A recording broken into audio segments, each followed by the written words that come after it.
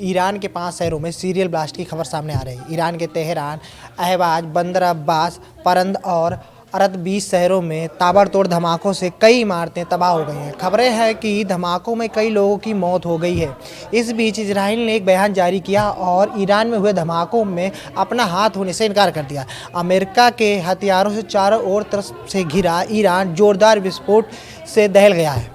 बंदर अब्बास में बड़े बम ब्लास्ट हुए हैं, जिसके चलते वहां पे कई लोगों के मरने की खबर है। रिपोर्ट के मुताबिक बंदर अब्बास के आज़ाद गान जिले में एक आवासीय इमारत पर गैस रिसाव की वजह से भीषण धमाका हुआ है। इसके बाद सोशल मीडिया पर सैन्य हमला या वीआईपी टारगेट जैसी कई तरह की अफवाहें और पैनिक फैलाया जाने लगा। हालांकि स्थानीय प्रशासन ने फिलहाल इसे एक दुर्घटना बताया है।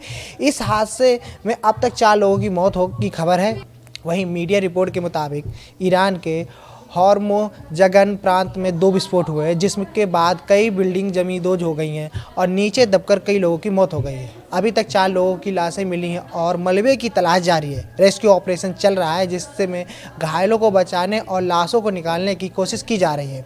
धमाके के तुरंत बाद सोशल मीडिया पर पैनिक फैल गया और तमाम तरह की झूठी खबरें उड़ने लगी, जिसमें से एक ये भी थी कि IRGC navy commander admiral Ali रेजा तंगसीरी को निशाना बनाया गया है। बाद में ईरानी मीडिया ने इस खबर को पूरी तरह से खारिज करते हुए इन अफवाहों को साजिश बताया। यह धमाका इसलिए भी ज़्यादा डरावना लग रहा था क्योंकि पिछले साल 26 अप्रैल 2025 को इसी शहर के शाहिद रजाई पोर्ट में इतिहास का सबसे भयानक विस्फोट हुआ था। उस वक्त के कंटेनरों में रखे सोडियम परक्लोरेट यानी मिसाइल फ्यूल के केमिकल की वजह से धमाके में 70 से ज़्यादा लोगों की मौत हो गई थी और 1200 से ज़्यादा लोग घायल हो गए थे। उस धमाके की गूंज 50 किलोमीटर दूर तक सुनी गई थी और करोड़ों का नुकसान हुआ था। बंदर अब्बास ईरान के लिए व्यापार और तेल के लिहाज से सबसे संवेदनशील इलाका है। गनीमत है कि यह कि आज के धमाके का असर शहर की मुख्य ऑयल रिफाइनरी या पाइपलाइनों पर नहीं पड़ा है।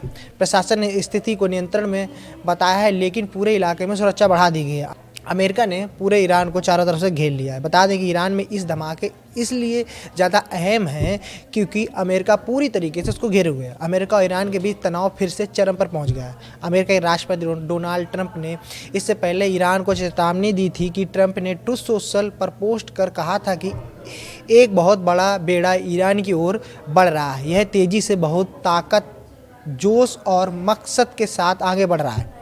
यह वेनेजुएला भेजे गए बेड़े से भी बड़ा है। उम्मीद है कि ईरान जल्द ही बातचीत की मेज पर आएगा, समझौता करेगा, कोई परमाणु हथियार नहीं, जो सभी पक्षों के लिए अच्छे हों। समय खत्म हो रहा है, यह सच में बहुत ज़रूरी है। जैसे कि मैंने ईरान से पहले भी कहा था समझौता करो, उन्होंने नहीं किया और ऑपरेशन मिडनाइट हैमर हुआ, जिससे ईरान में बहुत तबाही हुई। अगला हमला इससे कहीं ज़्यादा बुरा होगा, ऐसा दोबारा मत होने दो। इससे पहले अपनी बातचीत के लिए हमारी मेज पर आ जाओ। ध्यान देने के लिए धन्यवाद।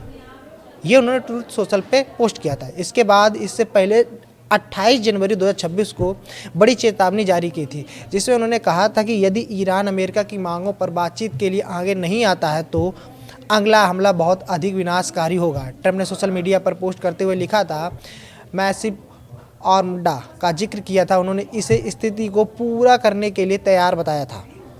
अमेरिका की ओर से भले ही ईरान को बार बार धमकी दी जा रही हो, लेकिन संघर्ष से मसला हल नहीं होगा, बल्कि और ही उलझ जाएगा। विशेषज्ञों का मानना है कि ईरान पर थ्रेशोल्ड स्टेट है, जिसके पर परमाणु हथियार बनाने की तकनीक क्षमता है, लेकिन अभी अंतिम कदम नहीं उठा रहा है। अमेरिका सैन्य कार्रवाई से वैश्विक परमाणु प्रसार का खतरा बढ़ सकता है, क्योंकि कई ऐसे देश हैं जिन्हें लगता है कि थ्रेशोल्ड स्थिति या समझौता ज़्यादा बेहतर हो सकता है। इससे क्षेत्रीय भौगोलिक स्थिति भी कमज़ोर पड़ने का डर है। पेंटागन ने हाल ही में USS अब्राहम लिंकन और कैरियर स्ट्राइक ग्रुप को मध्य पूर्व क्षेत्र में भेजा है, जिसमें डिस्ट्रक्टर, फाइटर जेट्स, बॉम्बर और अन्य सैन्य साजो सामान शामिल है। यह तैनाती ईरान पर दबाव बनाने और क्षेत्रीय सुरक्षा सुनिश्चित करने के उद्देश्य से की गई है। ट्रंप ने ईरान को चेतावनी दी है कि समय तेज़ी से ख़त्म हो रहा है और उसे नो न्यूक्लियर वेपन वाली फेयर एंड इक्विटेबल डील पर सहमत होना ही होगा। हमसे जुड़े रहिए, आगे की जो भी अपडेट होगी हम आपको बताएंगे।